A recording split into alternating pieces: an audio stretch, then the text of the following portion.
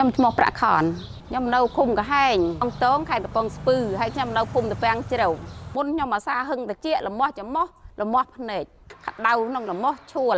ឈឺក្បាលហើយប៉ះកង្ហាល់អត់បានទេទៅទុកខ្លាំងនិយាយលមាស់ក៏ដាស់ឈួលអត់ធ្វើអីបាននឹងមាស់មកររឿងគេរហូតណាយប់ឡើងជួនកាលខ្ញុំអង្គុយខ្ញុំអត់ដែលបានតម្រានេះបើឈឺក្បាលជាពិសេសគឺក្តៅកដាស់ហ្នឹងហ្មងគេថាមានដោះដែរប៉ុន្តែគាត់ថាខ្ញុំបើច្រើនជាអាឡែស៊ីច្រើនជាងពេលណាខ្ញុំក៏ដាស់ហ្មងដឹងហូរអាសបោស្លាហូរមកដឹងលមាស់ហ្មងពីមុនមកខ្ញុំប្រើថ្នាំគេឡើងប្រហែលមុខប៉ុន្តែគាត់ថាវាអត់ត្រូវដល់ពេលខ្ញុំជាហ្នឹងណាកូស៊ីហ្នឹងពីកប៉ុកហ្នឹងខ្ញុំ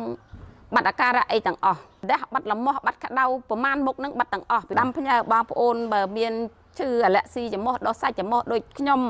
សូមប្រើណាកូស៊ីទៅបាត់ដូចបំណងខ្ញុំជឿជាក់ឲ្យបើខ្ញុំអត់ចេះផឲ្យបើខ្ញុំធ្លាប់